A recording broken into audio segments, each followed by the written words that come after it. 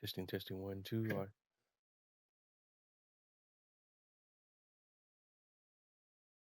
Testing, testing, 1, 2. Audio check, 1, 2.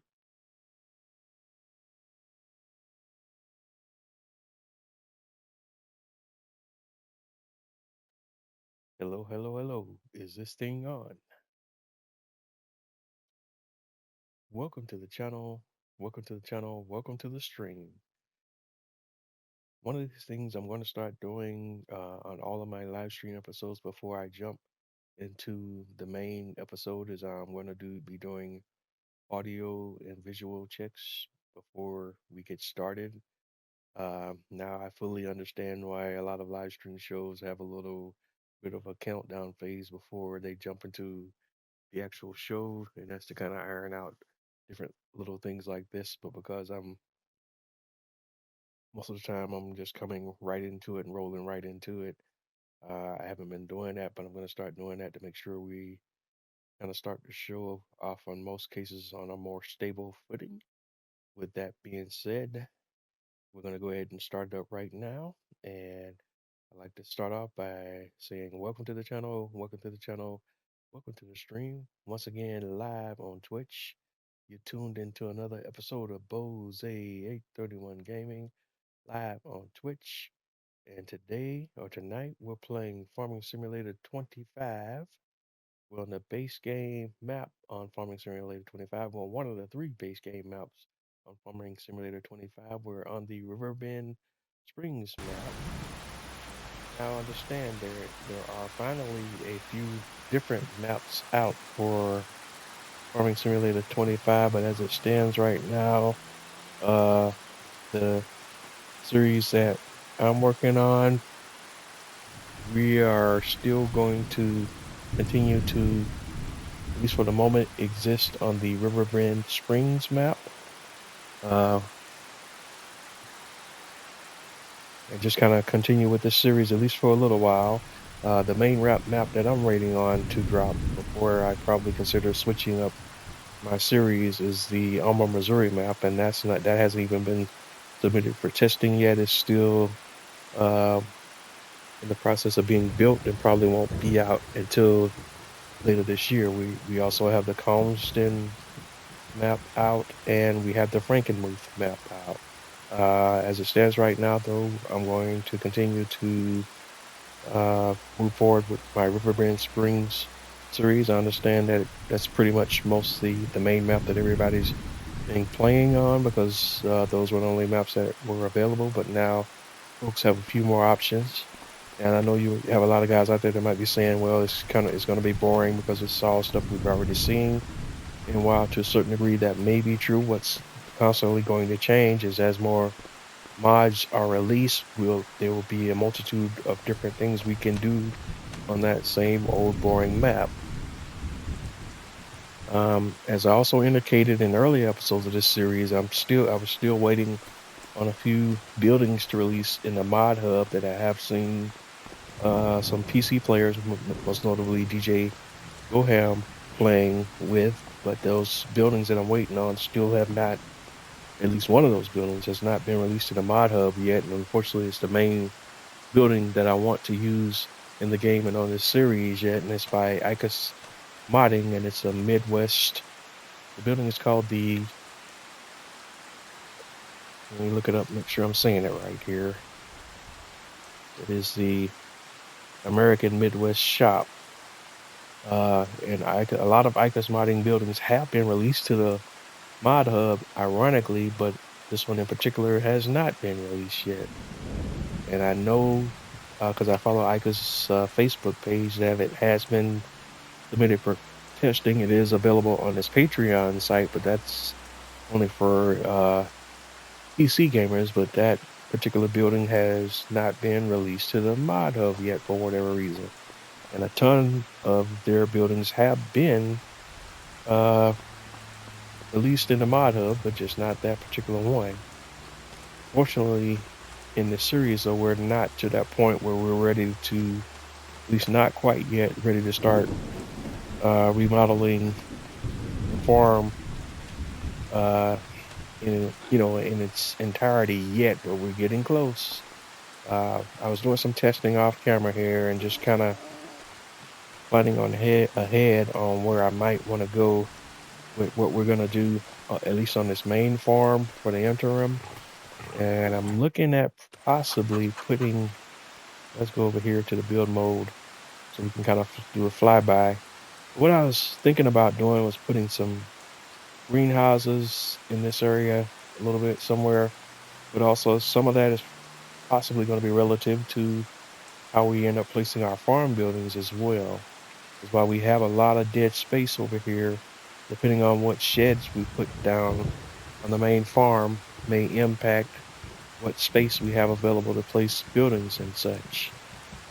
Um, I was also thinking about putting a production building over in this area.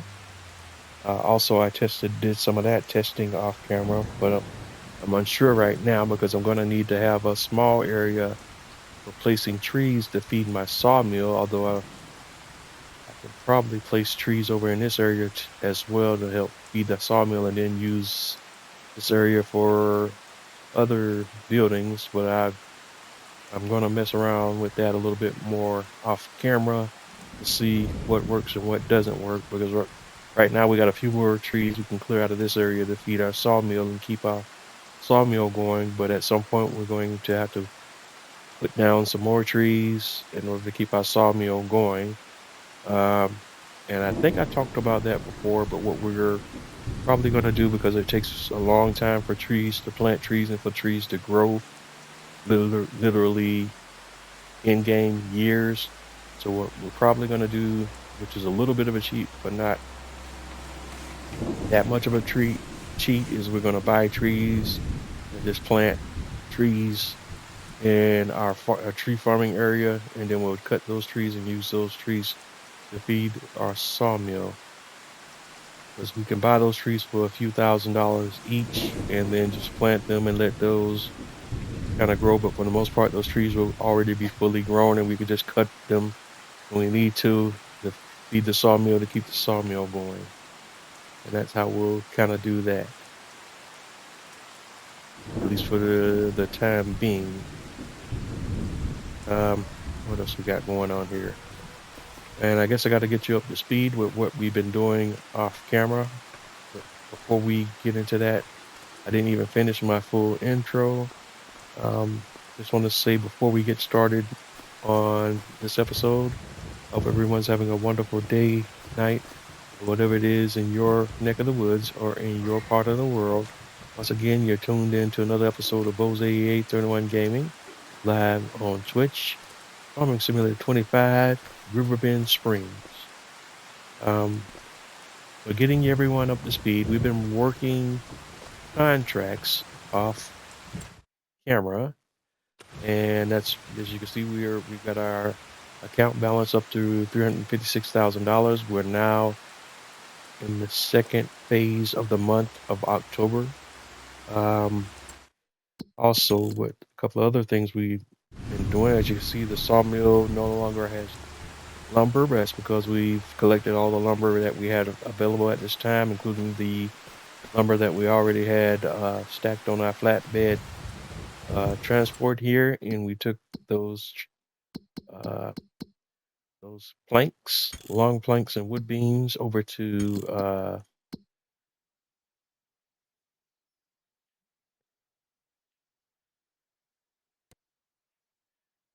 our playground maker and our toy maker, and this is where we're at on that, on our playground maker.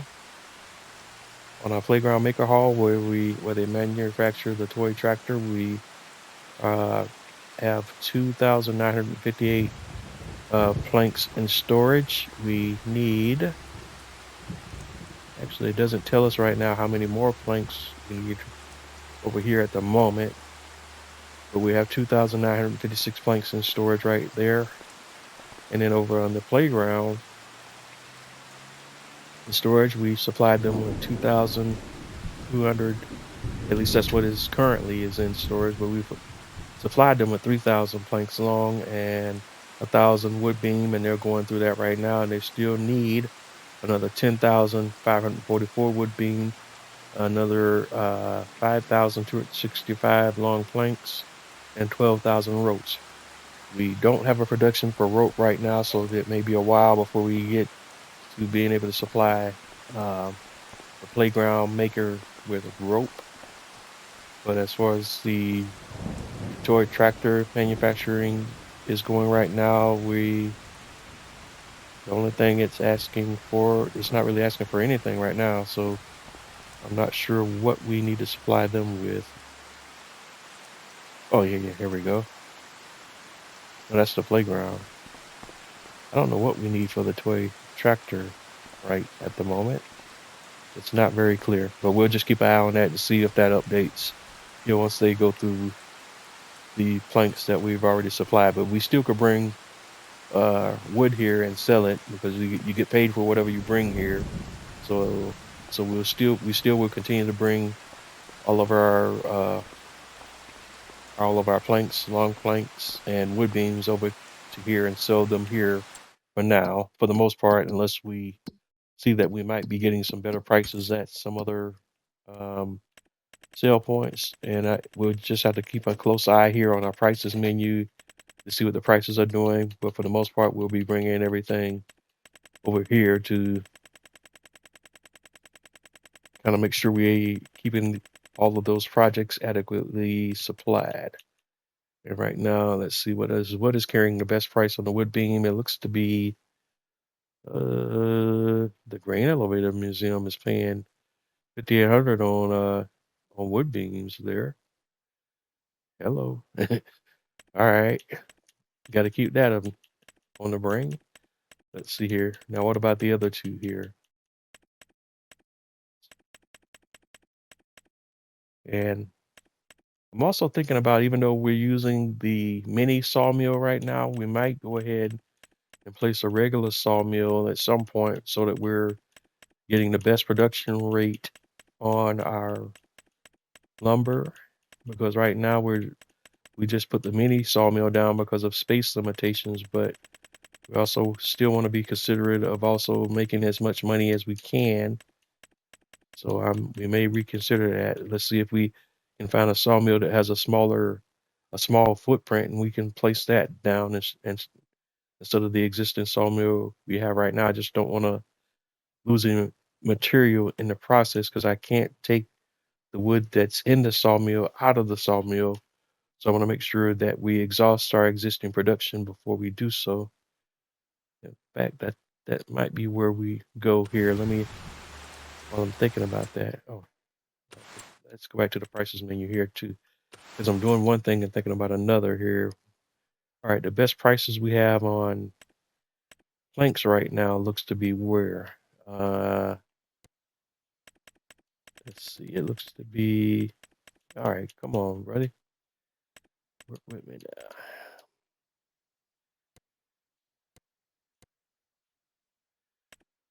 Let's see, 22, 26, 22. All right. Looks to be the playground. So we're getting the best price on our planks right now at the playground maker. And long planks, we got 4130 also at the playground. So we're at the best sell point for our planks and long planks right now. So that's good to know. But as far as wood beams, we want to be taking wood beams over to the Grain Elevator Museum. So just keep that all in mind.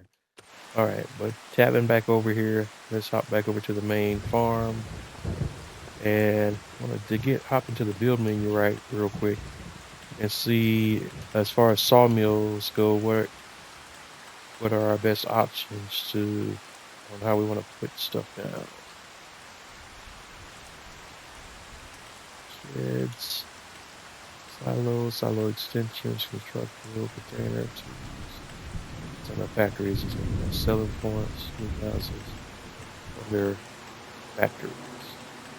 When we go, all right, definitely not that sawmill, because that's 300K. The wood miser LT15 is, all right, that's not super large, So that's 150, and that produces everything except for prefab wall.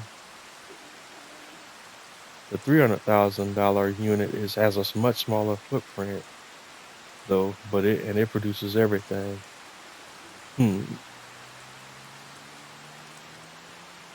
So this might be the one we want to go for, the 300K one. Let's see. And then what other versions of sawmills do we have? A retailer shop, don't make it. Serious shop, factory, spinnery,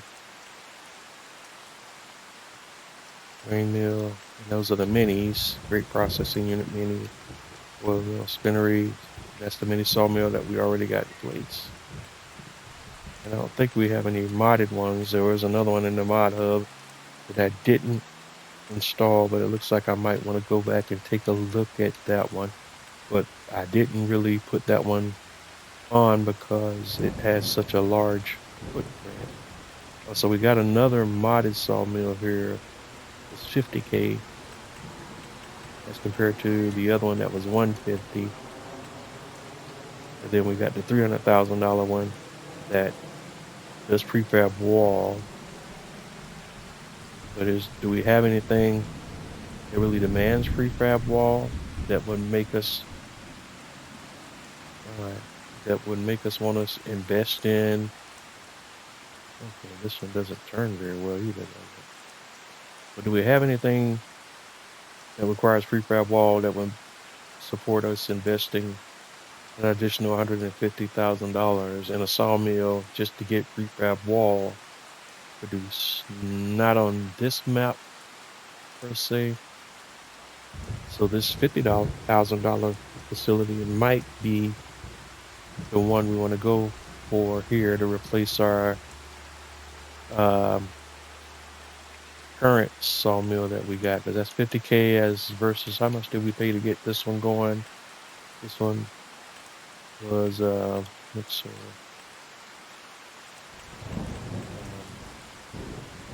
this little mini sawmill we paid 36, so it's actually a little bit more.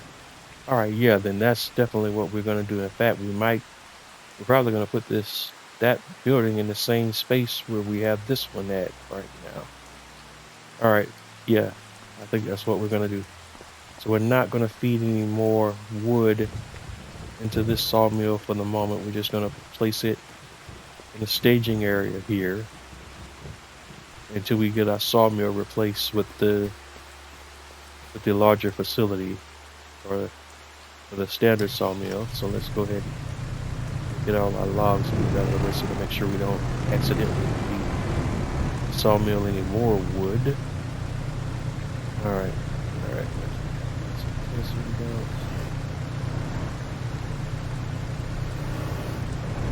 We want to get this all cleared out. Now that we got a basic idea of what we want to do. So we're going to replace our sawmill, but we already have one piece out here anyways. Sometimes we got so many ideas here going on that we forget that we had another idea and another idea, and then we went to this idea. I guess I'm going to have to start putting down some more notes here on some of this stuff, so I'm just not totally winging it every time. But as you guys know, if you follow me long enough, you know that's kind of how I like to play, because I do enough planning stuff out at work. So it's good sometimes to just get on a game and just kind of wing it a little bit, you know. All right.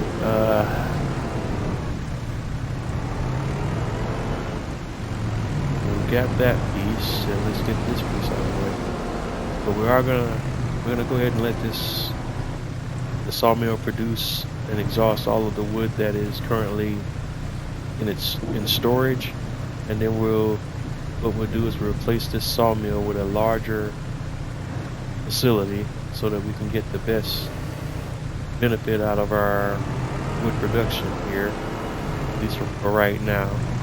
We still won't have a facility that produces the prefab wall, but there's really nothing on this map that demands or requires a prefab wall at this point in time in the game. So that's not really a deal that we need to worry about right now. Once we get to that point, we can address that issue down the line, and we can buy one of the sawmill facilities that's already on the map as well to get. We really need to get prefab wall production going. With that being said, the other thing I wanted to kind of take a look at is what I was planning out as we were about to get into the month of November, and we're going to be doing a ton of stuff in November, because once we roll into November, our grass is going to be, all our grass fields should be ready to harvest. I think what I'm going to do once we harvest all our grass fields is I'm going to go ahead and we're going to merge fields 3, 4, and 5 into one big grass field. I think we talked about doing barley on field 2 to support our chickens, but we just got to make sure we're mindful of when we'll be able to plant barley. We won't be able to plant barley until June of next year. So if we kind of think that out, so I guess we are going to have to plan some stuff out here. So if we think that out, we know that we'll have at least two grass harvests before we have to think about putting our barley down. So we should be able to get the harvest on field 2, do grass harvest in March and in May, and then in June we'll go ahead and rip field 2 up. But we should still be able to get 2 more grass harvests on field 2. We just need to make a note of that we're going to do barley on field 2, and well, we got 2 more grass harvests we should be able to do before we get to that point. Where's my other little? I had another little. Oh, fuck. All right.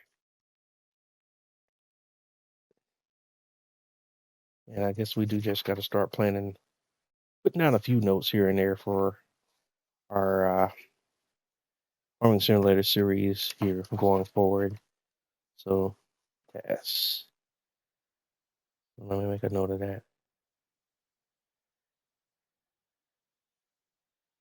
On field 2, we're gonna do barley, and we got 2 grass harvests.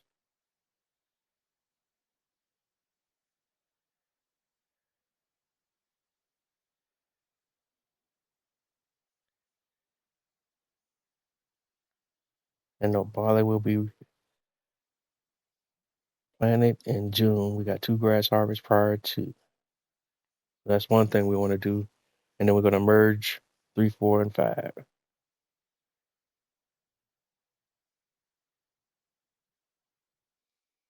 All right. I just wanted to jot that down real quick so I won't forget in the future.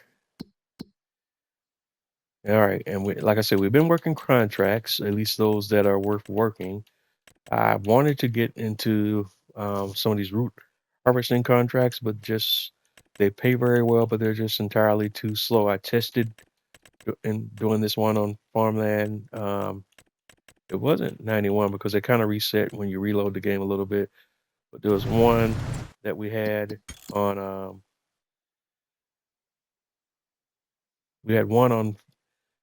on farmland 19 and one on farmland 20, and I tested going through both of those with the existing equipment that we have. I even tried leasing a couple of pieces of root crop equipment, but I wasn't making back what I spent on the leases, because if you're going to lease root crop equipment, you're going to have to sit on it for a while, and most of the machinery is very expensive. So it's very hard to make your money back here. Let me show you what I'm talking about. These are your best root crop machines, or at least as far as like a time production balance goes, are here. Let's go down to root crops. You gotta see. what I want to show you visually what I'm talking about here. Where is our vegetable harvester? Crops. All right. Feeding, yield improvements. Where we at? Where we at? All right, I'm getting lost in the menu. Sorry about that.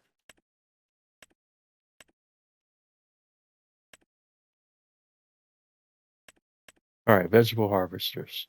And these are your root crop harvesters for the most part, for your for your carrots, and what are the other two? My brain is blowing, drawing a complete blank here now. What are the other two crops here? Bear with me here, guys. I'm literally checking out here. All right, carrots, red beet, sugar beets in a different category. Parsnips is the other one, I think. Yeah, parsnips. Your carrots, your parsnips, and your red beet. And the vegetable harvesters we got here, they don't. All these implements really are not that wide. It's insane how small they are. You got your 3 meter and your 3 meter, and with the roper you can get up to 4 meters. And this is, but as you can see, this piece of equipment is $569,000. If you lease it, it's going to cost you 29 grand. And that's really what you're looking at. And that's not even counting the lease of the header, which would be another 49 grand or 4,900. And you could also use this the day. And the reason why I defer to these two devices is because these at least are self-propelled. We could also use the vehicle that's often offered up in the contracts, and that's this vehicle right here, the ZKI VSC. But this piece of equipment is very difficult to use. It's actually a two-man operation, but we're playing in a single-player game. This, if you're playing a multiplayer game, you could actually use this piece of equipment and probably get it done in a fairly reasonable amount of time. But it's very difficult to hire an AI worker and then manually run along as a human player and try to line up and keep up what the AI worker is trying to do, and it just takes a lot of time, and it's really not worth it when you factor in how much time, real world time, it takes to get that done when you got a million other crops in the game that you could do much more quickly and make um, even more money than you would off the sale of the root crop for the same amount of time investment. Um, but that's it. I just wanted to get on my soapbox and kind of complain or explain about how some of that stuff goes. I actually enjoy doing root crops. It's just right now with some of the equipment that we have available to do root crops, it's just not worth it. Because it'd be cool if you could, like here, get on here and show, okay, yeah, you could harvest root crops with this machine, and this is how you would do it. With this machine, is this is how you would do it, and this is the realistic way to do it, and so on and so forth. But then hop into a modded device just in the interest of time so that you could do it in a faster way off camera or even on camera just to get it done so that you move things along. Because for the most part, I don't know many people who want to sit here and watch a guy harvest carrots or red beet for, you know, 2 hours or more. That's literally, with some of that stuff, real time, how long it takes to get that stuff done. All right. But all that being said, we've done all of the contracts we're going to do today. Because again, most of the stuff you got here, you got a red beet contract. You got a couple of the green bean harvesting contract is not too bad, but it just takes a lot of time. It's not as near as much as these root crops, but that's just not enough profit for me to sit there and go through that right now. We got a corn harvesting contract. We got a soybeans harvesting contract. Oh, those are not bad, but we got other stuff we can make more money off of right now sitting in our storage. So we're just going to kind of advance that. You got some root crop contracts. Again, if we owned the harvest, one of those root crop harvesters already, these might be worth taking a look at, but we don't right now. So these are not cost effective for me right now. Same with all of these. Now, once we actually acquire one of these root crop vegetable harvesters, then working through some of those contracts would actually be a little more cost effective. As it stands right now, the ROPA is just way too expensive. I mean, that's uh, almost $600,000 plus the header is another $100,000. So you're literally talking $700,000 for that piece of equipment. But it's fast. It's very fast, and it has its own storage and capacity. As you see, it's 43,000 liters. So that's in part why the cost is what it is, because it's literally the harvester and the trailer all in one piece of machinery outside of the header. So that's the price. When you look at it from that perspective, the price is really not that high, but that's just one huge initial investment. Um, and we might want to invest in this definitely in the future, at least until a better mod or something comes out. But not right now. We just don't have enough money because there's a million other things we want to do on the farm first before we get to that point. But you see, we got these different headers here for that. I think this one also does potatoes too, right? If I'm not mistaken. Let's beat. Where's finish? Where's our potatoes equipment at?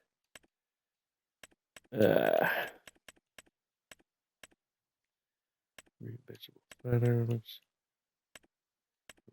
beet harvesters. Well, that's the ones. All right, and we also got another beet harvester over here that I didn't realize we had. And that was 527, but there's Europa again. We also got the Homer Pterodos, and it's 685. It's a little bit cheaper than this one. And then we got another, the Grimmy Rexor 6300, which is a modded device. But you can see these are all the very expensive. That one's 739,000. All right. Then we go over here to potato equipment. And at least with the potatoes, you got a roper harvester that you could pull along with a tractor, and you got a Grimmy that you could pull along with a tractor. But then you got your self-propelled potato harvester, and as you can see, it's $600,000. And the potato header for the roper is only 39,000. So if we decide to invest in this roper machine, it would have a lot of applications for our vegetable and our root crops. In fact, it would be a one-size-fit-all solution for all of those. So that's something that we might want to eyeball down the line once our farm is established and we are making a little bit of money, so that we can do our root crops. I'm also a little bit disappointed. I don't know if I talked about that before. Is in previous iterations of Farming Simulator, I know a lot of people don't like to do sugar cane, but it was actually one of those crops that I enjoyed doing in the Farming Simulator games up until this point. But for whatever reason, they really didn't put that much sugarcane equipment in Farming Simulator 25. They don't even have. They got the large sugarcane harvester, but there was also a smaller sugarcane harvester that could be pulled along with a tractor that was in Farming Simulator 17, 19, and 22 that they didn't put in 25, so that it's, because at least there was a way in previous versions of the game that you could get into a sugarcane planting and harvesting without a super significant investment, because you had this small harvester that you put along with the tractor, and then you had this little cheaper planter here that's only 54 grand. And then you had you had these little sugarcane trailers here, the smaller ones that only 30 something $1,000, and you could basically get into sugarcane harvesting with a pretty small investment, but that's no longer the case because now you got these small trailers. You don't even have the larger trailers that you had in previous versions, interestingly enough, but you still got your smaller planters. You got your 1 row and then your 2 row, but you only included the super colossal, very expensive large harvester and not the little small one. And I don't know why they made that change between 22 and 25. All right. I'm gonna get off my soapbox now because we're doing a lot of talking and planning here and not really doing anything but kind of hopping through menus here, but that's just where I'm at. All right. But let's look at our sawmill production. It's 95% full of wood. And again, we're gonna let the sawmill work through all the wood that's in the storage, and then we're gonna sell this building and replace this one with the $50,000 modded sawmill. And that's the sawmill we're going to operate with going forward, at least for the moment. Other than that, we're again looking back at contracts that are available. We got a couple of contracts we could play with today, but we're not going to because in the interest of trying to get our farm, I don't know why I can't say that word right today.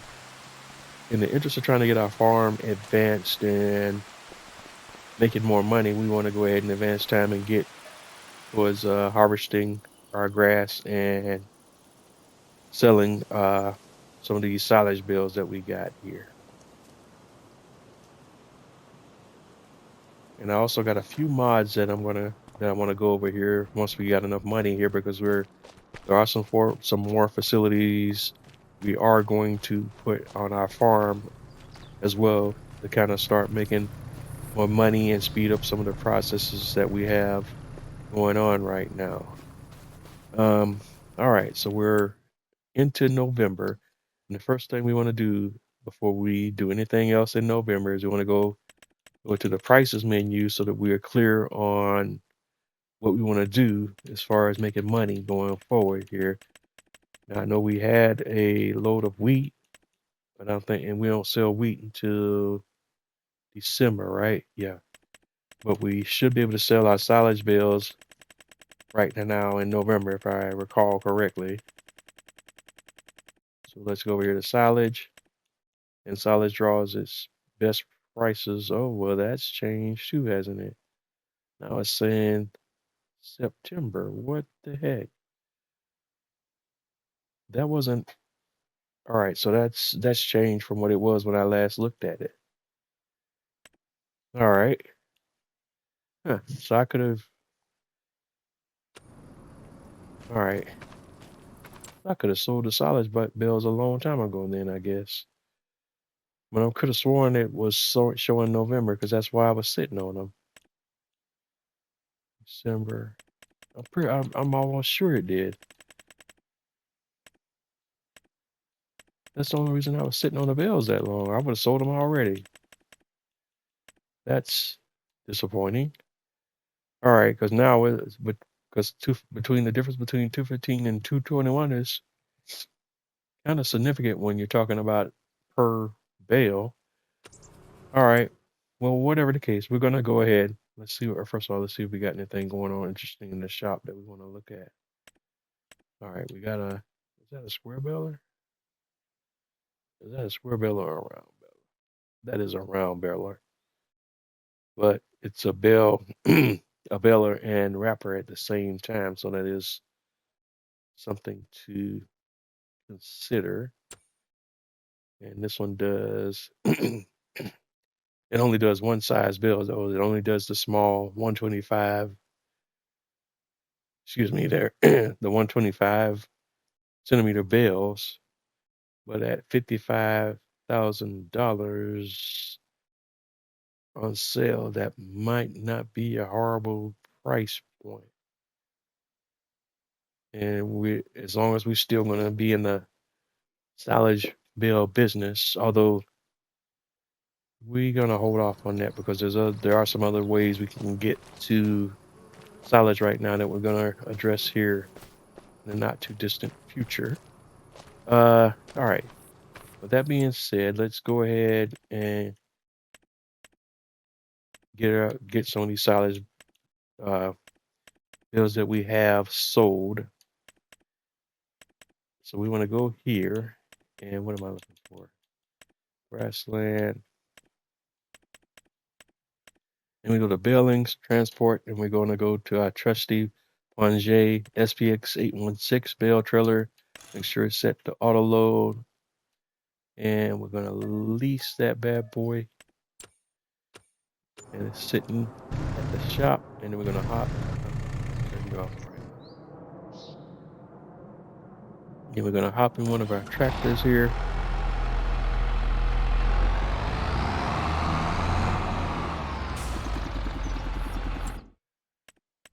And I know we could drive to the shop, but you know how that looks. So we're just going to do a little bit of a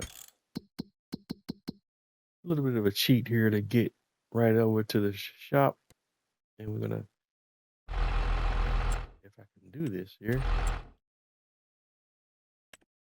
I'm having all kind of malfunctions here this evening. All right.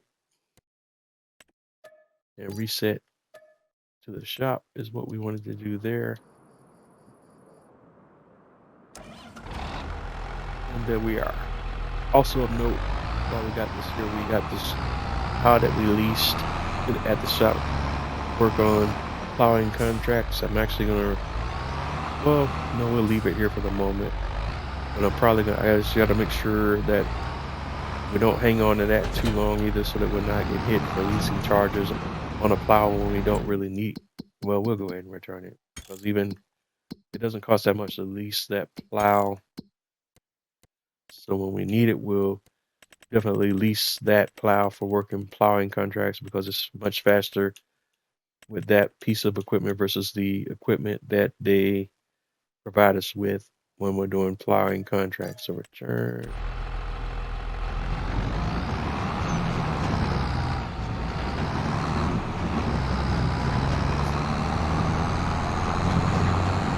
All right, so now we're gonna this bad boy go to our main farm and grab our silage bills, and then we're gonna go sell a few of our silage bills so we can get the best price available at this time on the silage bills. I thought we were holding on to them to get the best price for the year, but apparently that has changed from the last couple of times I looked at the prices, and I don't really know what happened there, what was going on there.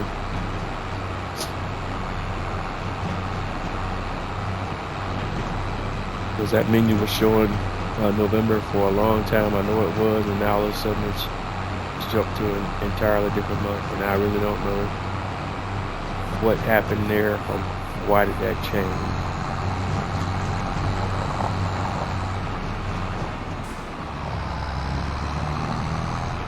In either case, we still had to wait for some of our silage bills our grass bills to permit in the silage, so it's still all good. It works out. Just that we're not getting the best price. All right, and we want to try to get rid of our round bills first, I think. So let's go round bill silage.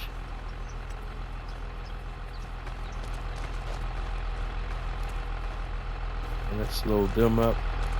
We're going to load up as many as we can for sure. So let's go to operating position.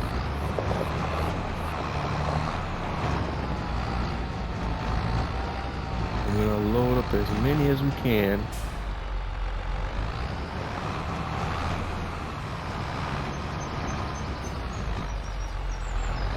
Alright, that's 24 is as many as we can get right now.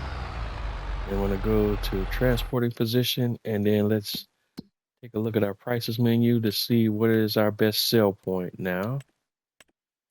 And for silage, the animal dealer, which is cool because that's literally right around the corner, is offering the best price at 222.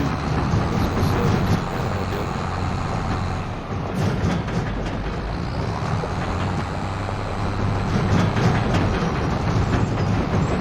All right, hurry up and get across the track, man. So we're gonna get Debo by the train.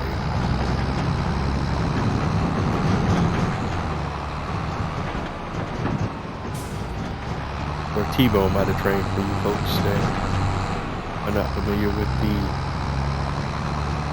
slang I'm using there.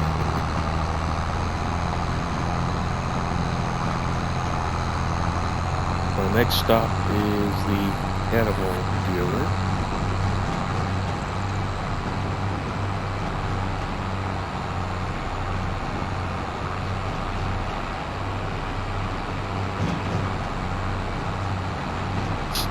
I guess we could take a moment to kind of explain a little bit about that slang that I just used. If you ever seen the movie Friday that stars Ice Cube, there's a dude in that movie that was a bully on the block, and his name was Devo, and he would ride his bicycle around, and he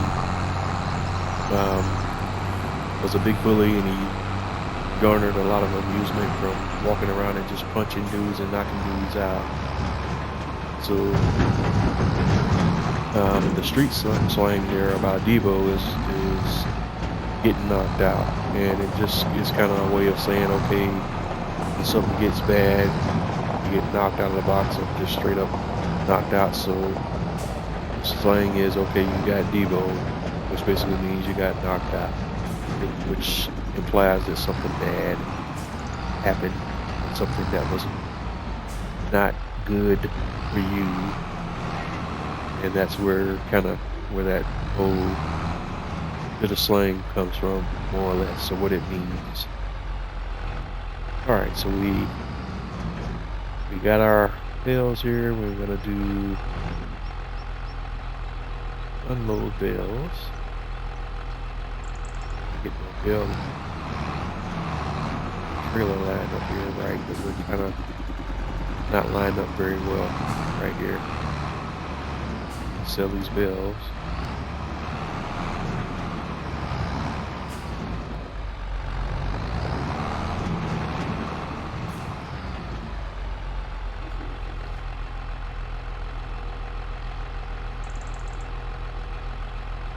And we'll do unload bales and unload bales here. And it should sell, and that's an easy 30 grand right off the top. And look, Mom, we're making money. All right, all that hard work, and we got 30 grand off of that stack of bills, and now it's just a little bit of rinse and repeat. And at least we're making a little bit of money now, and sooner rather than later, we'll have enough money to buy a few additional things on the farm. Because one of the things that's rapidly coming up right now as well is we're kind of coming up on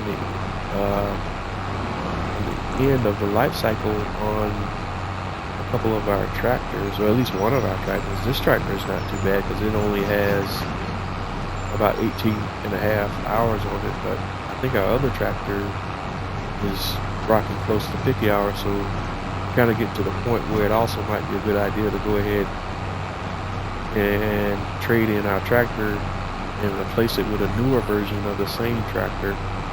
The sweet spot for your life cycle on your equipment is about 55 or 60 hours. And once your equipment gets older than 55 or 60 hours, then your repair costs kind of start to outweigh your operating costs. So at that point, it's usually a good idea to go ahead and trade your equipment in for either the same equipment or go ahead and get equipment upgrades. That being said, this tractor right here, this is our newer of the two tractors, so it still has a decent amount of hours on it. In fact, we're gonna kind of park this one and kind of save this one right now for what we're doing now. It's just to kind of use up on some of the hours that we got on this one. I'm going to keep this one around for a little bit longer. And let's go over to our other tractor that's a little bit more long in the tooth, and this is probably the one we're going to trade in here in the not too distant future. And as you can see, it's sitting on 37.3 hours, so it's a lot closer to the end of its life cycle.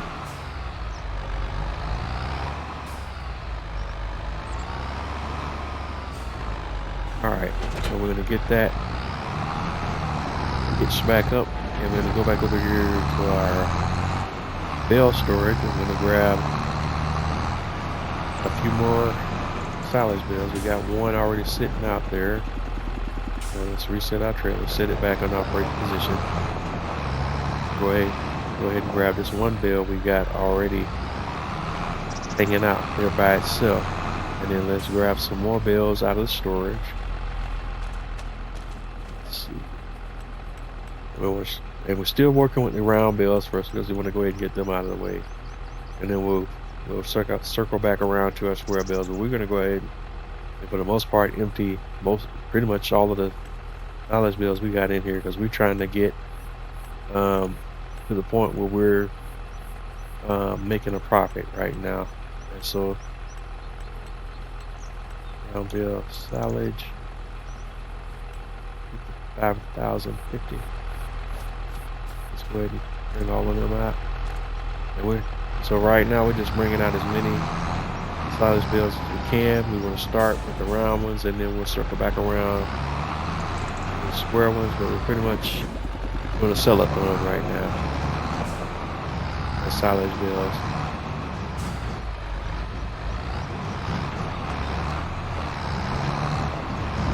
Because one of the things we're trying to do here is raise enough funds, because we're going to put some new equipment on the farm, because we got a couple of other ways that we're going to be making silage going forward. We got a silo. We're going to put a fermenting silo on the farm that will allow us to drop grass right into a silo, so that we can ferment that grass real time into silage, and we won't have to go through the whole baling process in order to create silage. The silo can also make TMR, so we won't even have to go through the whole mixing process with our TMR. So it will replace a lot of equipment that we currently have on the farm as far as what we need to do to produce TMR for our cows. And we got to get enough money in the bank so that we can put those silos, get those silos placed, and then start working on making our hay. Because actually the silo that I'm going to place is a fermenting silo that will allow us to make hay, TMR, and silage as well.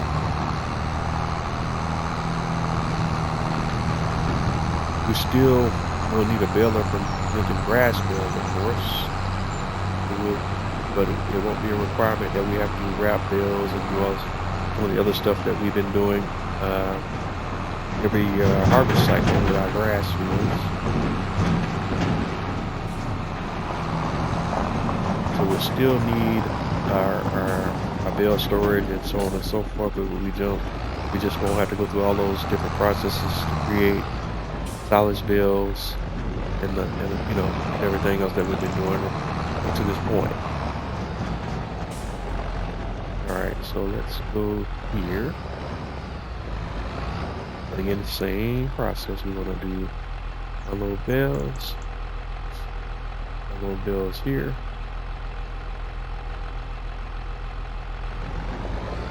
Well, why is nobody selling? Why my bale's not selling? Oh, wrong.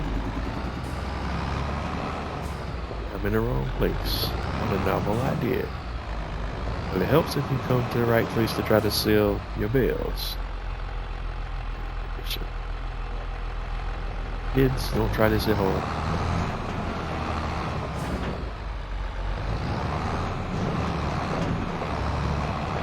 Alright.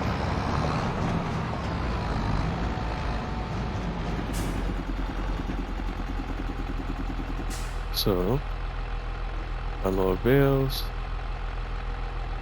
Unload bales here. Sold another 30 grand, and we're cooking with grease.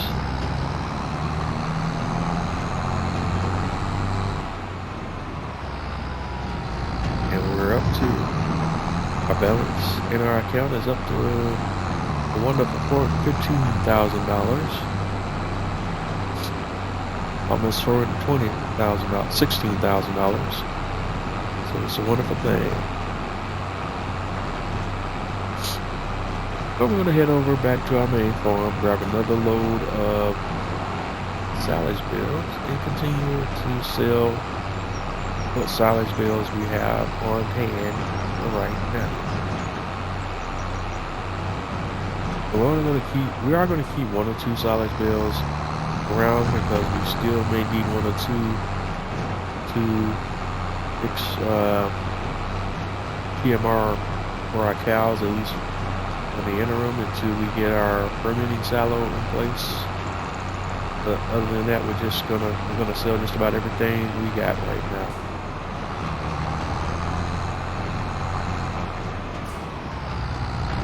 We're not going to sell them all because we will need a few silage bales, hay bales, and grass bales in order to get our fermenting silos started. But we're going to sell most of what we have in stock right now. Set, operating position, and we're going to grab those 2 silage bales. We're going to pull out everything else. What we're looking at in here now. We go back to our bale storage now, and we look at we got 138 out of 250 pieces, and let's see, so we got 31 square bales of silage that we got in place.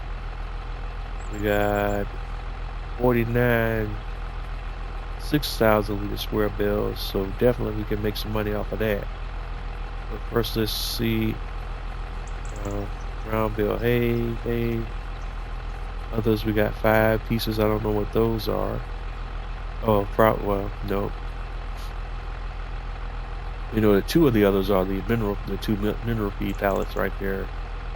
And I don't know what the other 3 items are. Got 7 grass bales, 6,500 liters. All right, we got 1 square bale silage that's 1,736 liters. We're gonna leave the straw. We're gonna grab silage out of here. So let's see, which group of silage bales do we want to grab? It's like probably the 31. Wait a minute, why do that? Square bale silage 6,000 liters. And another square bale silage 6,000 liters. We got 2 groups. Square bale silage bales.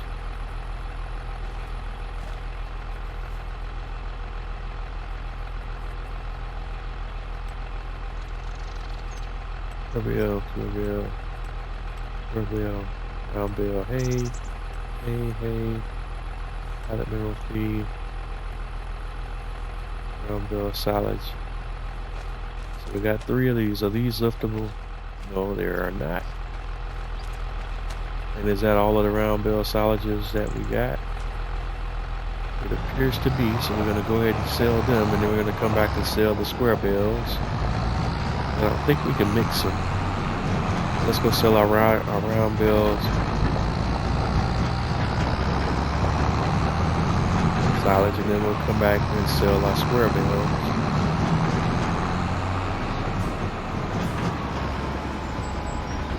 Whoops. Sorry, Charlie. But you came flying around the corner and didn't give me enough space to make that turn. Alright, so I'm just going to run over you right now because you don't want to back up. How rude, you know? I think he at least want to back up a little bit so that I can make that turn, especially if he sees me trying to come out that way and that I don't have enough room to make my turn. But that would be asking too much from the AI in the game to actually have real-time AI behaviors.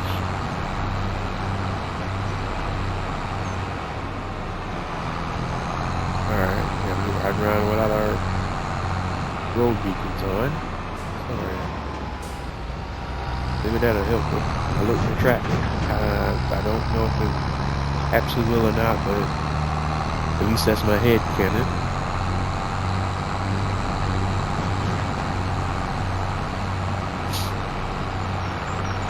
Alright, so next stop, the animal dealer. And I think even though we've been selling a lot and we're starting to make a lot of sales, the prices start to go down.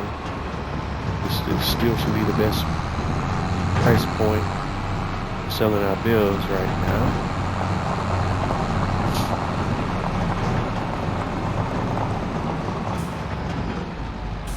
Alright, unload bills. Unload bills here. $6,000. We'll take it.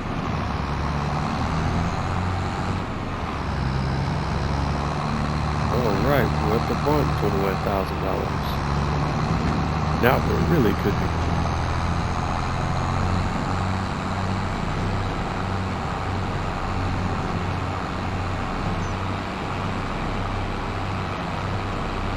And we haven't even addressed the elephant in the room here about but actually I could have had the AI mowing our fields while we're doing all this. Still not lost yet though, because it's only 9:15 a.m. There's a ton of stuff we need to get done before we roll into December as far as our fields are concerned.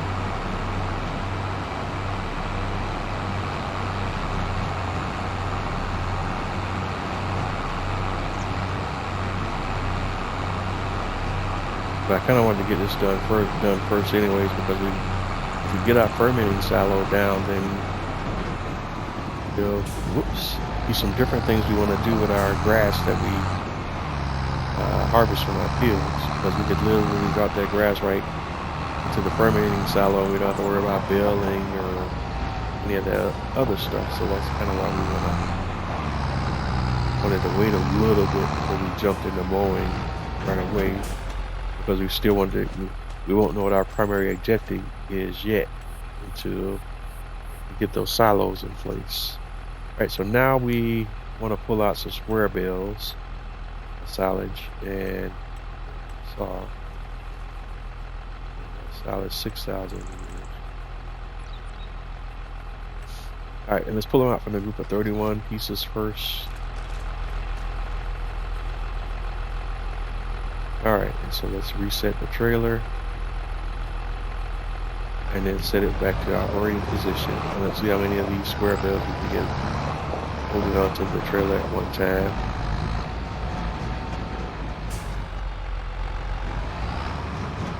Alright, that's 100%. And then we got the one lone wolf that's right now doing the his best David Copperfield. And we'll just drop him back in there until we pull him back out on the next trip. And go to operating position.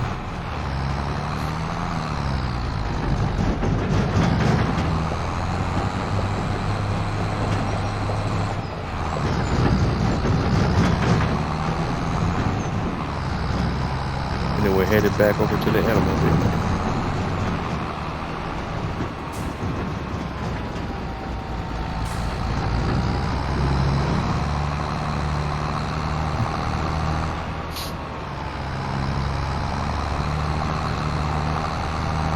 It'll be interesting to see what prices the square bales draw versus what the round bales are drawing.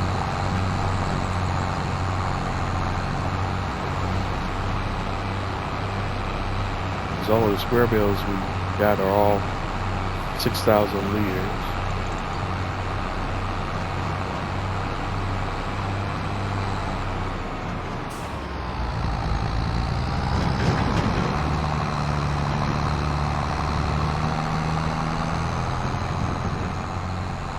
It's a beautiful thing, it's a beautiful thing.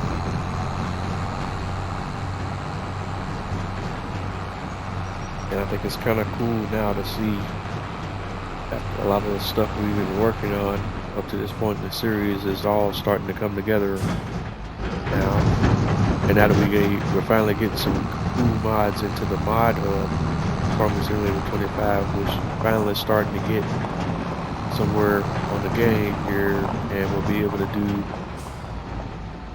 you know, a lot of different things, and no matter who you might be watching that's streaming Farming Simulator 25, whether they're playing on Riverbend Springs or on some other maps, now, thanks to some of the variety of mods we're starting to get in place now, no matter who you watch, you're going to see folks doing very different things on the same maps, which is really kind of cool. I think I kind of reset. All right. Unload bills here. I gotta press the wrong buttons there, but now we do the unload bills here. All right, so that price was inconsistent, but we're definitely much more for the square bills. We actually put almost 40 grand there, over 40 grand. But because I kind of goofed on the button mashing, I'm not exactly sure how much more we made as compared to the round bills, but it was significantly more, nevertheless. So now let's go get our next load.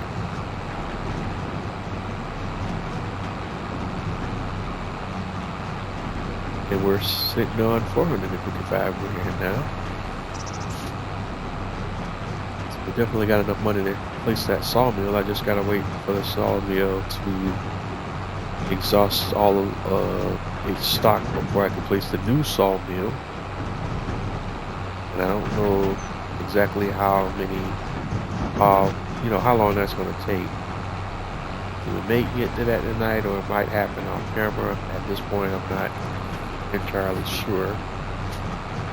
But once we roll into the winter season, we're not going to be able to do anything with our crops because your grass won't be growing. So when we hit the winter, we'll be definitely just working on taking care of the animals and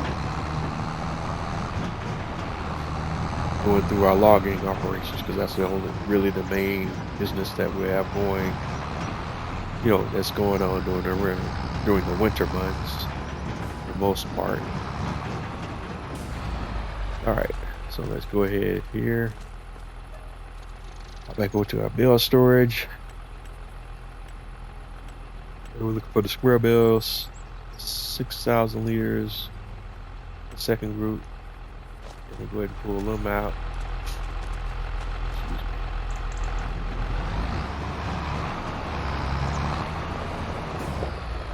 Let's reset the trailer operating position. Let's grab those 7 bills. Go ahead and snap them on up. Then move the trailer back out the way. Then grab out our next group of 6,000 liter square storage bills. That's a good 25.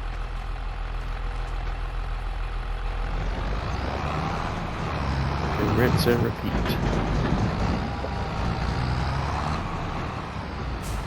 until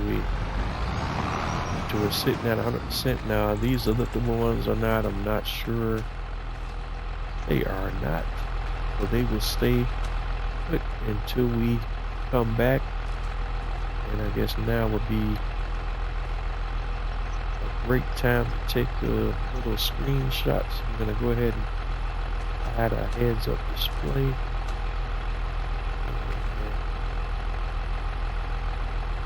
Go ahead and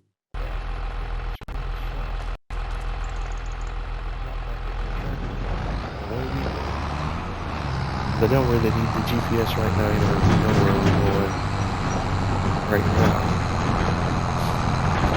The mini map, I should say. I think I said heads up display the first time though, which it is kinda as well, but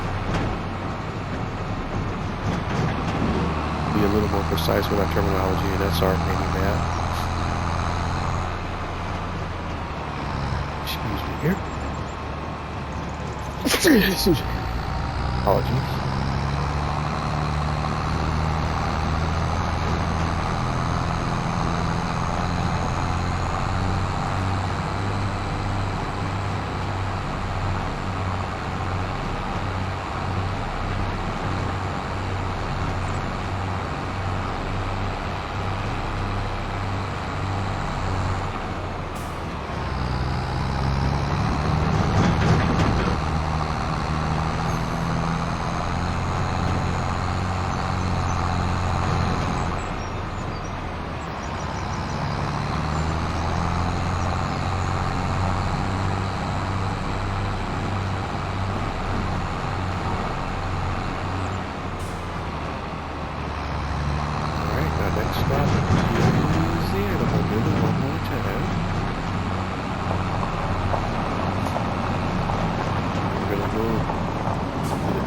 sell one for the bills.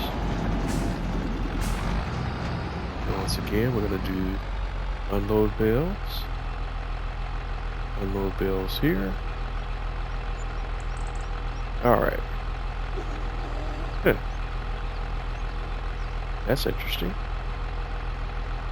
Only got 33,769 for all of it, for all 100% of the bills.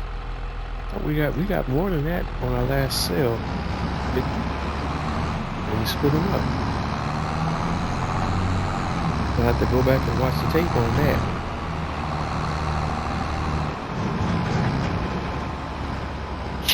Excuse me. You know what's aggravating me right now?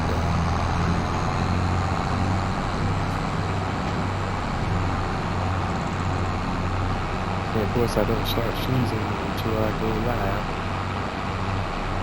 No sneeze all day, and then I go live and I'm having these fits of sneezing.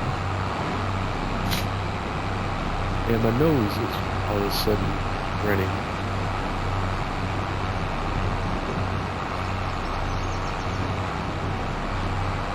And I didn't have any issues all day.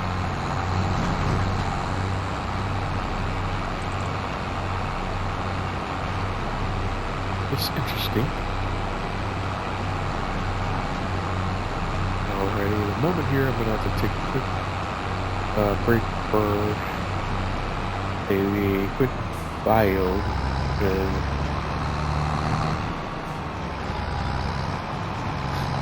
I'll be right back in a few moments, but I'm going to have to step away briefly here, just for a few moments.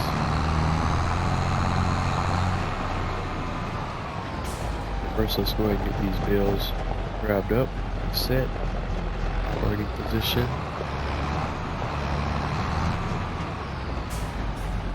Alright, and that's 8 bills that we got on there on our bill trailer now. And again, let's get our tractor out of the way. And we got 24 square bills of silage still sitting in there. And then another group of 1. Alright, so this will be the last load of silage bills that we pull out of here. Right, we got 1 here and then the other, then another 24. Yeah, so whatever we pull out on this load, this will be the last load that we sell, and we'll leave everything else we got, we'll put back in here. Whatever we have left over after this sale.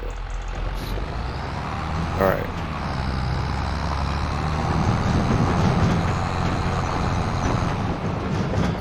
Transporting position.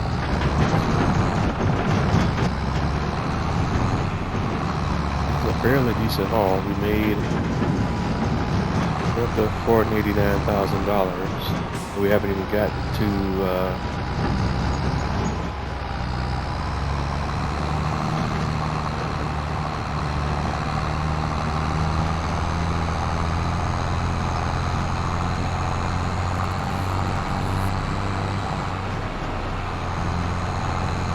we haven't even gotten into the silage bills we're about to create. If we do turn them into bills, or at least the silage that we're going to create from the grass that we harvest for this current month of November. But you can kind of get a general idea of what you're going to make off of them. If the game would be consistent on what month to sell them to get the best price, that is.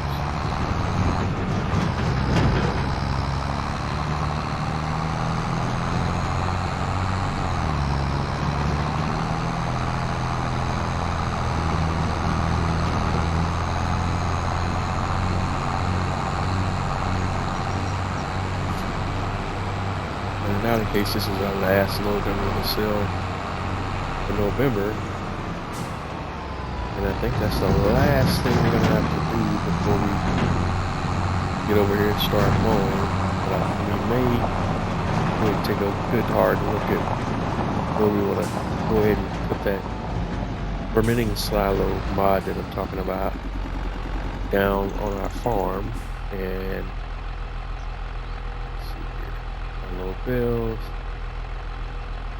little bills here.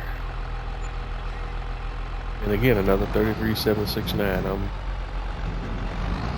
a little bit confused by that. But they did sell for a better price, a slightly better price than the ground belt, but it should have been much more than that in my opinion.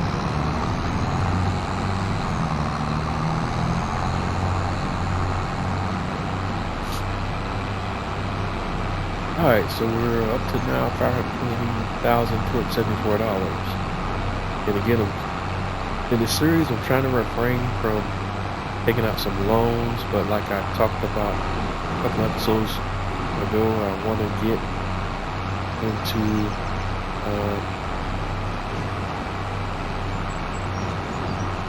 doing something with those stones and that cement factory over there, and so I may reconsider to a certain degree my stance on taking out loans at least a little bit, because I wanted to get that facility going sooner rather than later, but I'm trying to hold off as long as I can before we get to that point. Try to get to there organically without taking out a bunch of bank loans.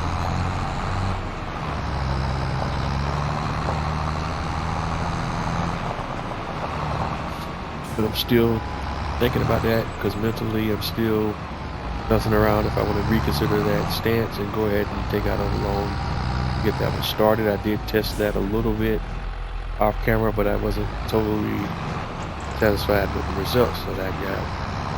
Because no matter how you shake it out, once you buy that facility, it's going to take a few years to even look at, even get close to making back what you pick up the facility.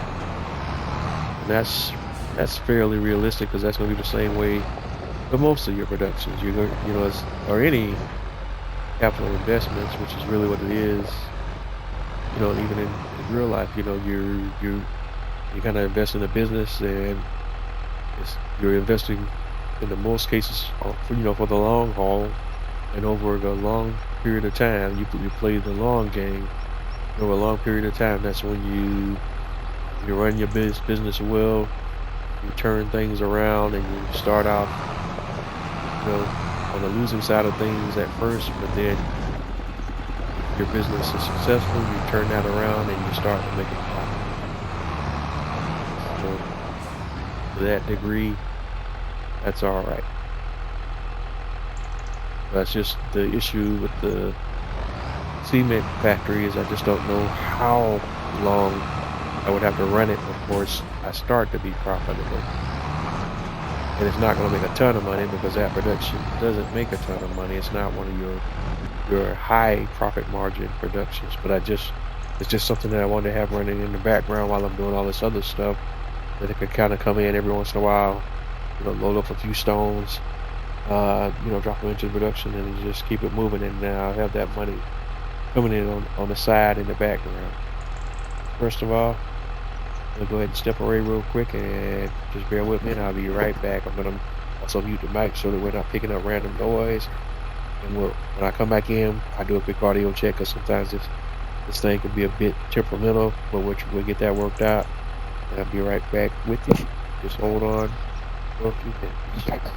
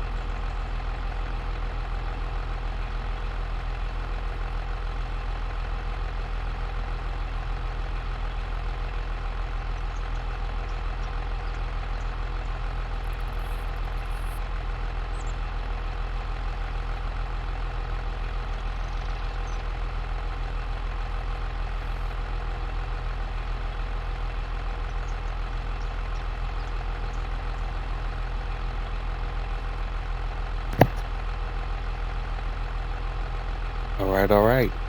Testing 1, 2.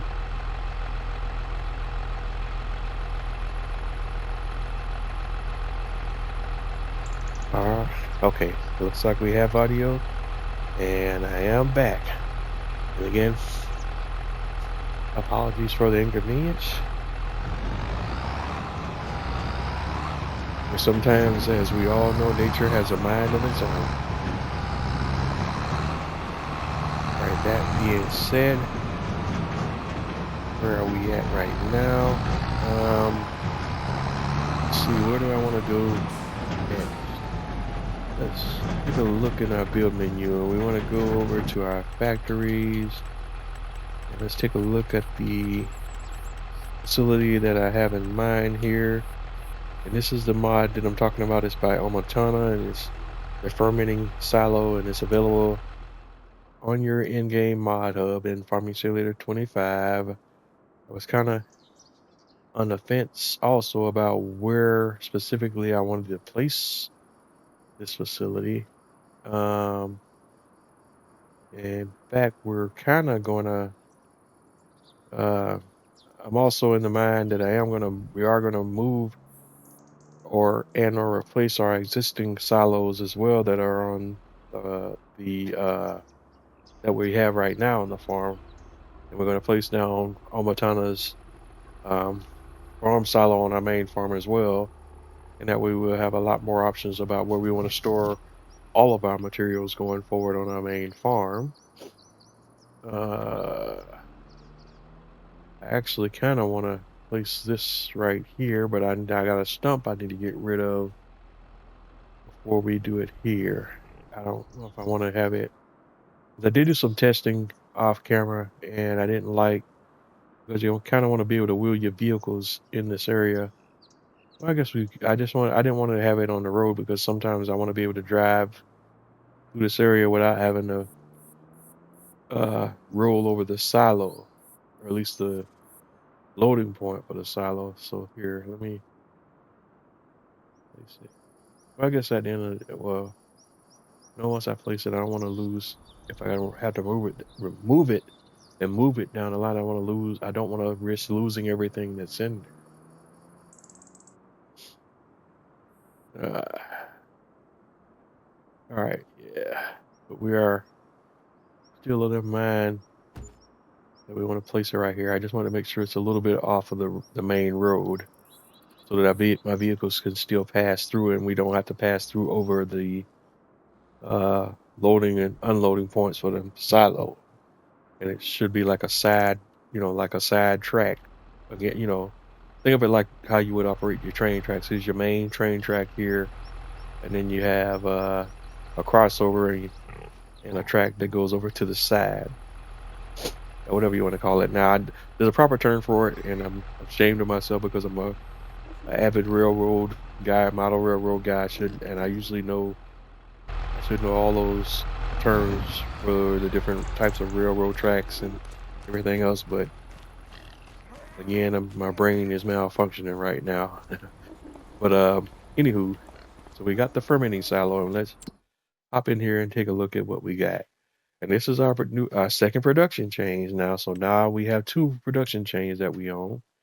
And in the fermenting silo, these are the different things that we can do. We can do chaff silage. We can do chaff silage digestate. We can do grass silage digestate. We could dry hay, which we're definitely going to do. We could do hay silage. We could do hay silage digestate, straw silage digestate, mixed ration. And we have 3 different formulas for total mixed ration. And we got to go over here to this side to actually see the formulas. And these are your different formulas for total mixed ration. If we go to total mixed ration 1, that's hay, silage, and straw. Total mixed ration 2 requires just hay and silage. And total mixed ration 3, and that's kind of the way I want to play it. Although we're gonna enable all 3 of them, but the main, well, because I kind of want to make sure I'm using the realistic formula, or at least the base game quote realistic formula, and that requires hay, silage, straw, and mineral feed. And that's the main one I want to do. We're not gonna do these two unrealistic ones, I think. Let me see, what are the other two? Because again, we got two is hay and solids, which you can make solids with just hay and solid. What is one? Let me make sure.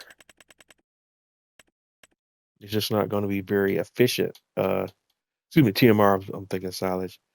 Actually, though, you can make TMR with each one of these mixes in real life. It just won't be as efficient as making it with the formula that's in Total Mix Ration 3.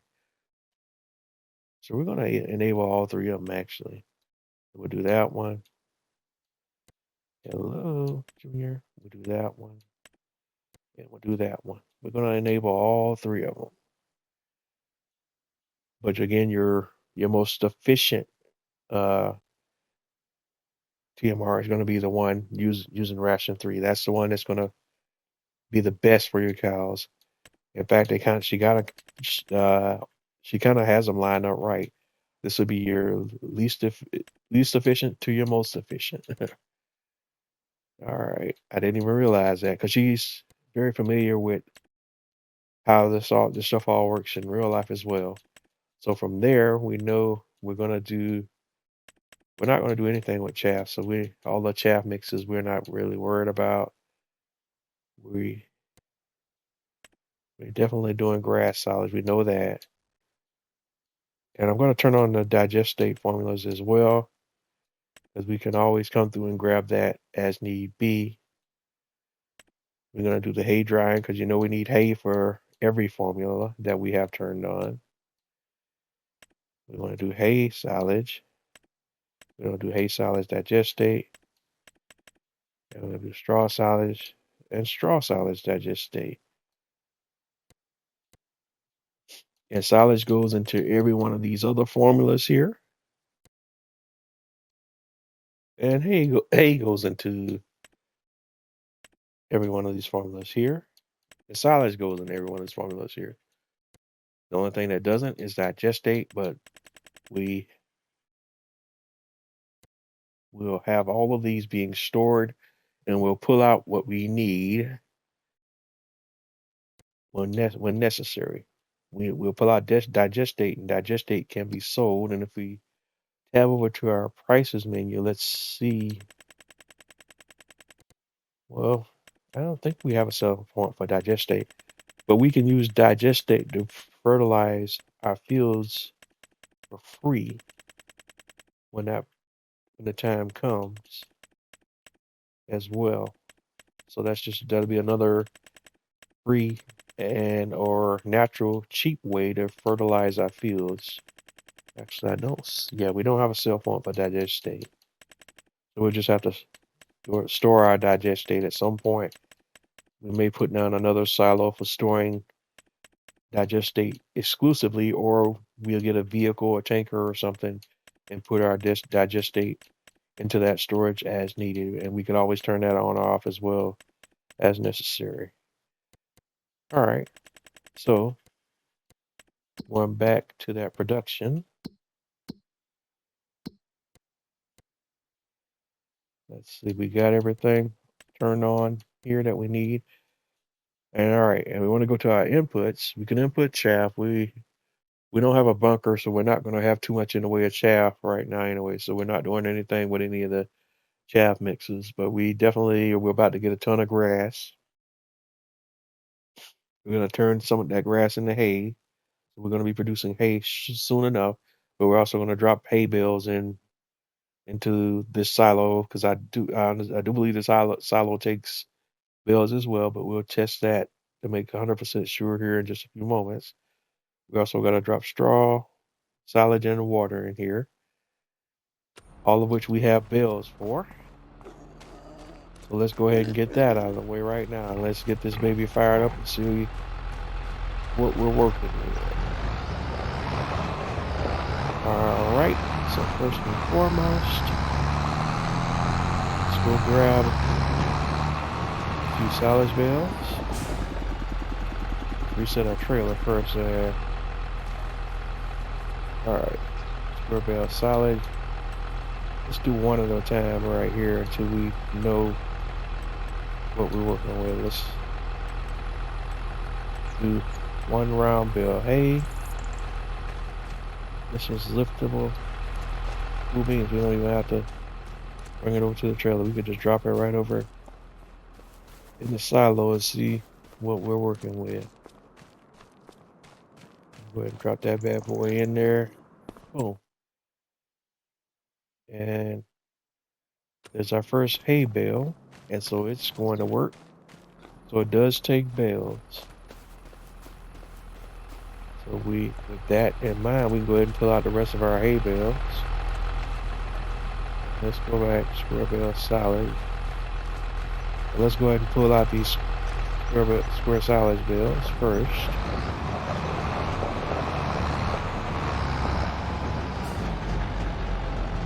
And operating position, transporting position.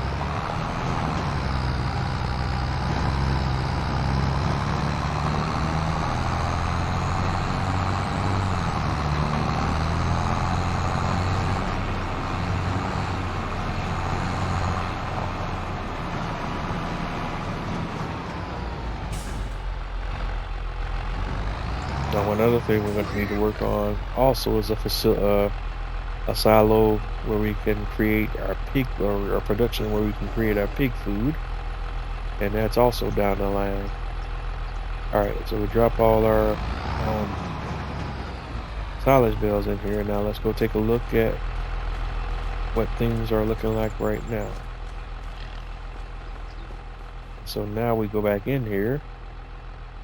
Oh, we can also see it here.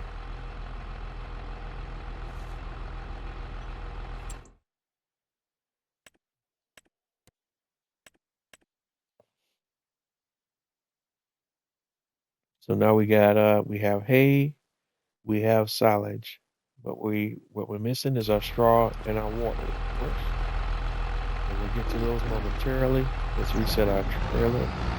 So now let's go grab a little more hay, a little more straw, and then we'll finish up with our water.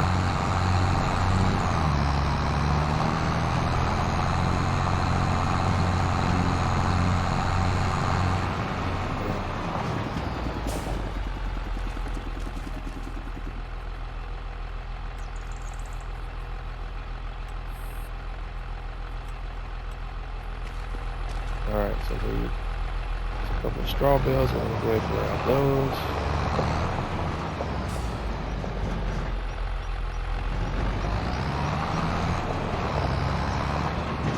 Let's go to position.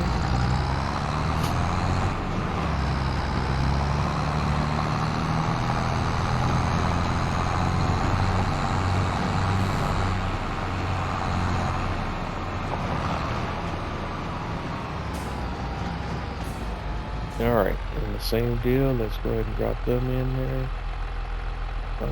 Unload bales here. Boom. So now we got 3 elements of the chain running. So now we go back and look in here. We see we got straw, we got silage, we got hay. Much less hay at the moment, and we got 0. We're at grass, but we're about to go first that as well. In other words, once we mow our fields here, we're going to have a ton more in the way of grass coming into the mix.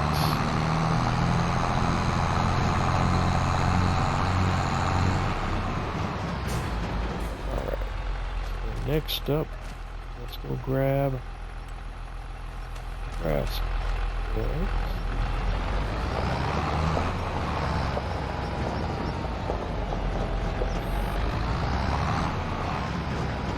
Position.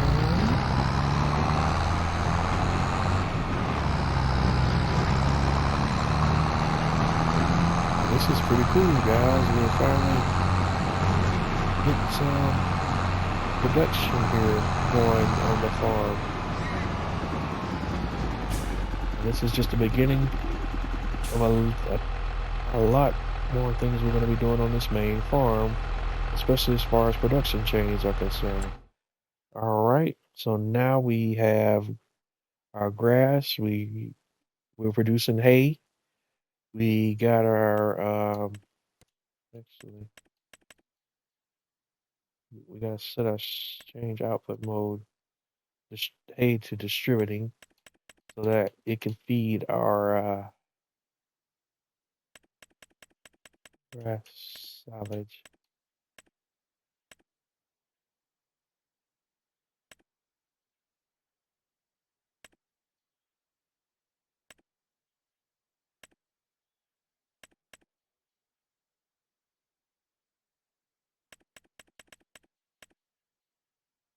All right, there we go. Those should all be distributing. Okay, yeah. We gotta make sure we had our output mode should be on distributing, and that way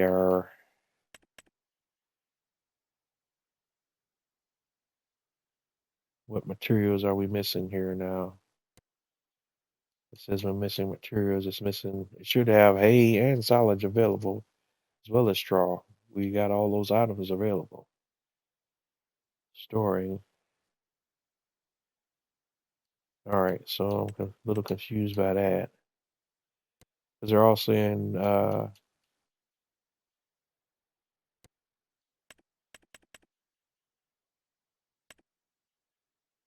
why is this saying materials missing?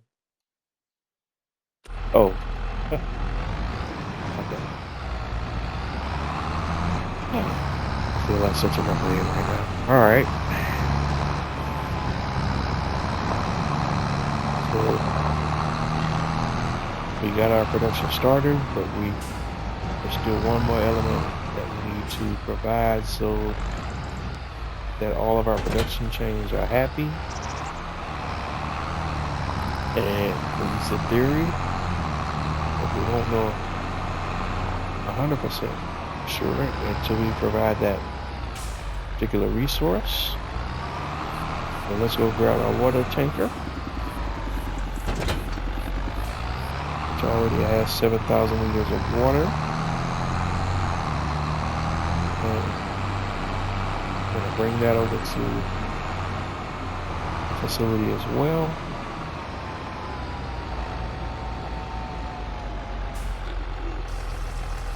And provide our water. And now hopefully when we go back in there, everything will be happy. At least once everything cycles around one more time.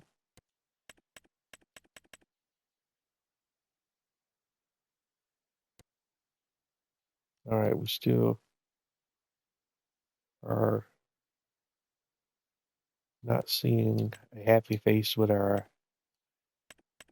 silage digestate or our total mix rations yet. Not sure why that is, because it's only asking for, oh, well, we're out of hay right now. Okay, so we're out of hay.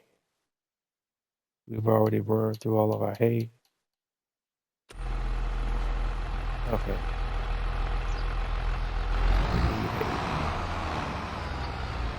Let's do this.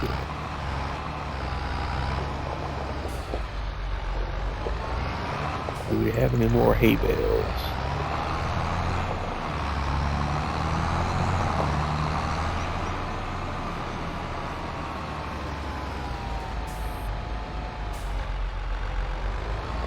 Apparently this thing burns through materials pretty quickly. Alright, I'm trying to get it all figured out, guys. Just bear with me. That we will.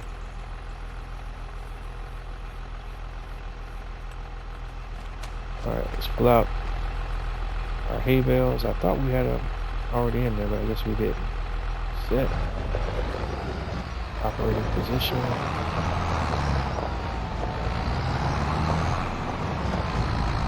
Grabbing every solitary hay bale that we have on hand. Exporting position.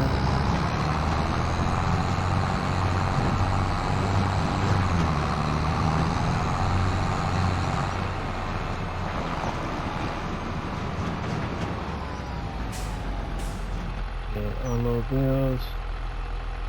Ammo bells. Yeah. Boom, boom, boom, boom, boom.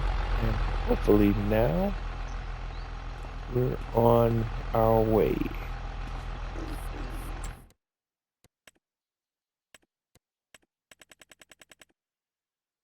All right. Except for TMR 3, which obviously is our real-time mix, is still missing a couple of things, and we know what that is. Let's go rectify that scenario quick fast and in a hurry.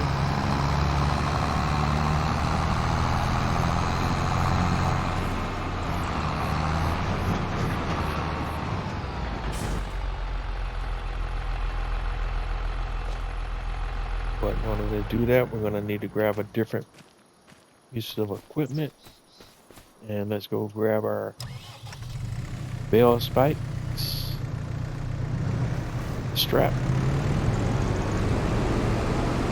and we're going to pull out our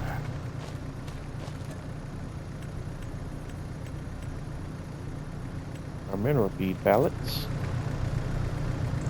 Just initially, we're going to strap those on. This is just our initial setup. We're going to grab one of those, bring that over. We're also going to jump off a few trailer loads of materials just to make sure we're off to a good solid start with every production here. When we haul off and start growing our grass and bring our grass over and drop off in there as well. This grass is really going to be key. Just about everything here, at least until we get to the point where we got our barley field going and we're producing our own straw. We already got our own grass going. That grass will be turned into silage and hay, so that the facility will supply itself just from us putting grass in here. Alright, so now that gives us a little bit of the mineral feed, and that should make our TMR Mix 3 happy. So we got a lot more material to put in here in order to get this bad boy started off to a good pace. So what we're going to do is we're just going to go ahead and buy pallets of materials for feeding all of the different production chains, and we're just going to buy that straight from the distribution point that we have on the farm. And the way that I think of it, because a lot of guys will be like, oh, that's not realistic.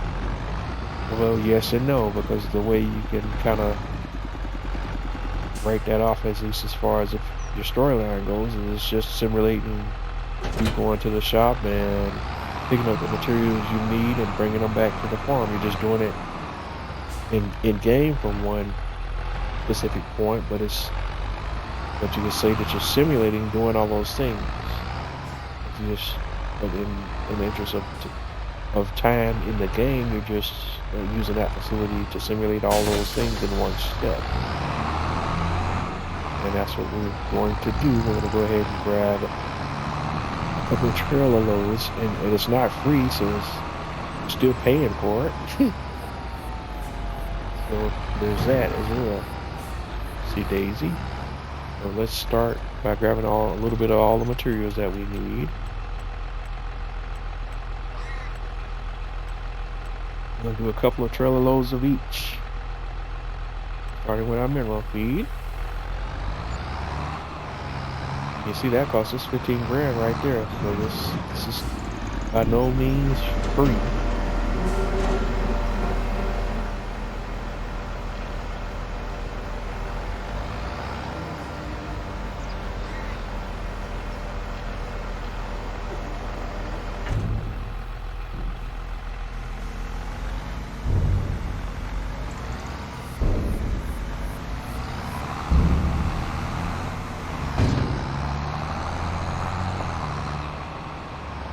And this facility has a storage capacity of 2 million liters, I think, of each product in there. Let's double check that. It might be. Yeah, the only thing that's less is we only got 100,000 liters of mineral feed, but everything else is sitting at 2 million. And normally when I'm operating production chains, I have to fill them up, and I'm not going to fill up 2 million liters. And again, it ain't free. So I'm not going to. My driving is pretty bad right now. So I'm not going to fill up 2 million liters anytime soon. We got our mineral feed. We need to next grab a couple of trailers of straw. The straw is much cheaper because it's other straw. But once we get our barley field going, we won't be buying straw. We'll be reducing our own straw. And when I get around to doing our barley, we're also going to use one of our pre-order bonus, our little MacDone. I'm about to say ferment.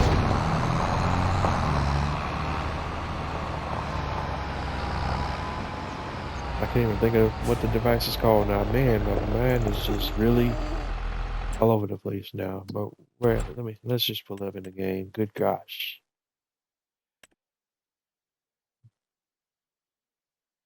The MacDon Windrower. Look at this, well, swather, that's what it is. Good gosh. But we're going to use the stuff in this MacDon swathing pack, and we're going to swath our crop, our barley crop, so that we can get that additional 20% bonus in our crop and with our straw. But we'll get to that a little further down the line here.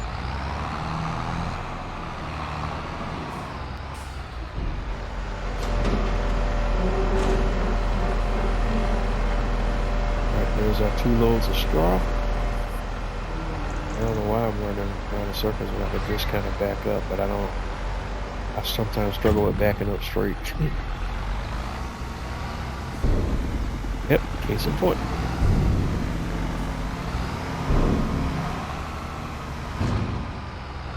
Also an issue in real life. Alright, so we got our straw. And we're going to do 2 trailer loads of hay. And this is, again, just to get our whole PMR production started.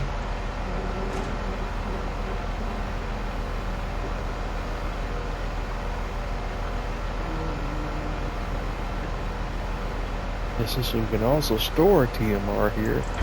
We can grab whatever we need, feed our cows, and then what we have left over we can bring back over here and then just drop right back into the silo to serve many useful purposes on our farm. And once we get other animal setups going, it might be able to supply not just this farm, but other setups that I have across the map. All right, hey. That also depends on how quickly we get to the point where we're turning a pretty solid profit on the farm. That we could buy up other farms and other properties on the map.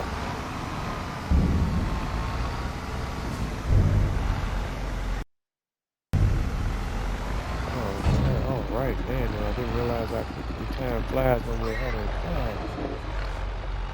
We're already coming up quickly on the end of the night episode, and I really didn't even get into some of the things I wanted to get into tonight. But we did get to place our fermenting silo. We did get to sell our silage bales. We didn't get to get started on mowing or harvesting our grass fields, and that's where we're going to be going next. And I'm probably going to get that started up off camera. And again, what we're going to do is we're going to merge our fields 3.5. I'm at least going to get to a point, I think, where we go ahead and harvest our grass fields or mow our grass fields. Harvest our grass, we'll do that off camera. As far as the merging of the fields and all that stuff, I might save that for the next episode of this live stream series. All right, but before we hop off tonight, let's take a good look at where we're at with our fermenting silo, so that we all understand and are clear on where we're going with that. We're producing here grass silage digestate. We're producing hay. We're producing hay silage digestate, straw silage, and straw silage digestate. And we got 3 different formulas of total mix ration going.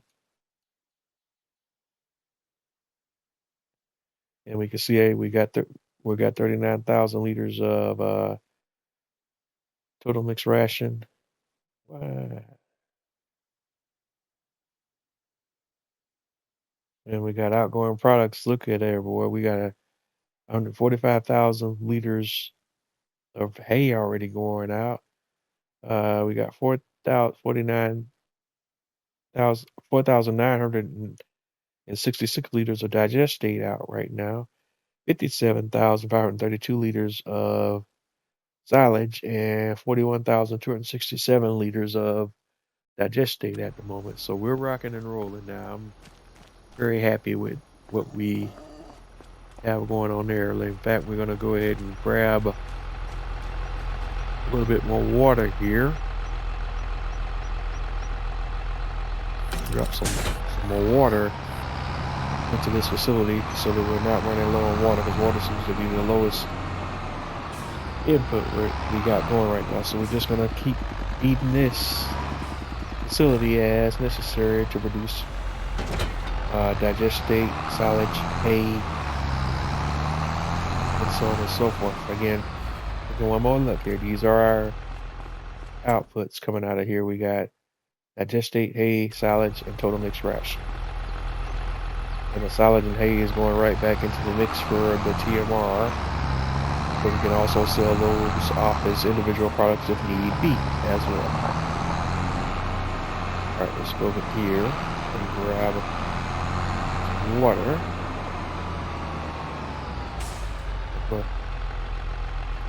Hold out some water.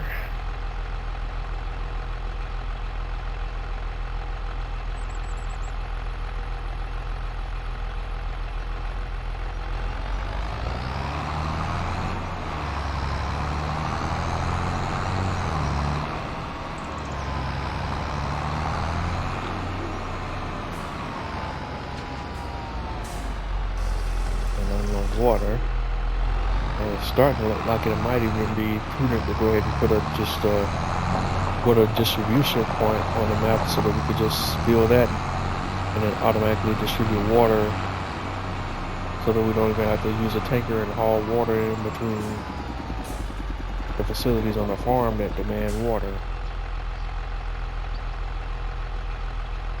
And it'd be equivalent if we ran piping, whether above ground or underground, definitely underground, in between the facilities, so that we can supply water to all the facilities around the yard that need water.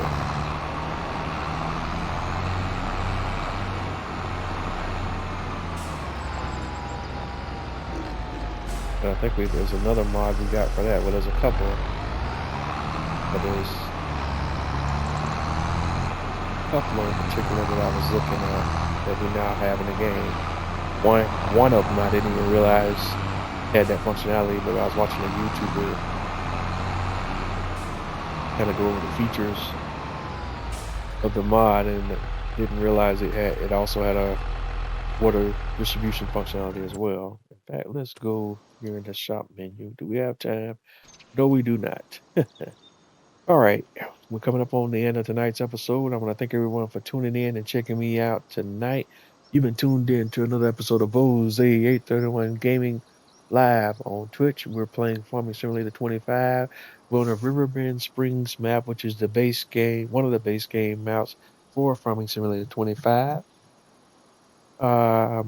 I'm Bose831 Gaming on most of your major social media platforms, whether that be Twitter, Twitch, YouTube, Instagram, so on and so forth. I have not set up on Blue Sky yet because I'm actually trying to cut down the time I spend on social media. So my social media profile is actually not what it used to be. But I'm still trying to do what I can. But generally speaking, I only post on social media for the most part to promote what I'm doing with my content production. But other than that, I don't do whole lot on social media. But now the case, wherever you're running across my content, please don't forget to like, comment, subscribe. Let me know what you like. Let me know what you love. Or let me know what you don't. The only way I can get better is with your feedback and provide you with the content that you want to see. Uh, Episodes of my Twitch live stream series will be uploaded to my YouTube channel, typically in their entirety. If that's where you're running across my content, the same thing still applies there. Please don't forget to like, comment, subscribe. Let me know what you like. Let me know what you love. Let me know what you don't. But either way, let me know. The only way I can get better is with your feedback. Um, and I definitely had a good time tonight. I hope you did too. And I'm just happy to see that we're finally starting to get someplace here in this series and on this farm. And we still got a long way to go, but we're starting to rock and roll now. And that's always awesome. But that's all we got for tonight. And I will catch you guys on the flip side. Have a good night, everyone.